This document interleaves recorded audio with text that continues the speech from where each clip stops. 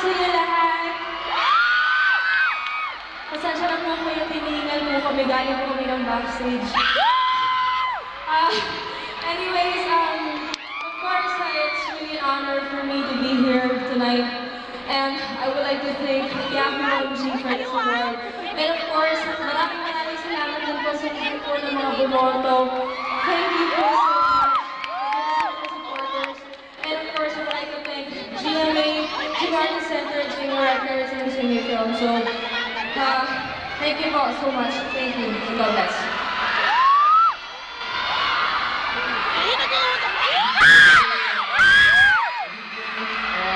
Gusto ko pasalamat sa Yahoo OMG Awards. First time ko dito at ang daming tao. So thank you. Sa mga bumoto, araw-araw ko kayo nakikita ang bumoto para sa akin as Best Male Performer of the Year. So thank you. And syempre, papasalamat ko sa fans, sa family ko, sa friends, and of course to God. And GMA, thank you. Thank you for all the support.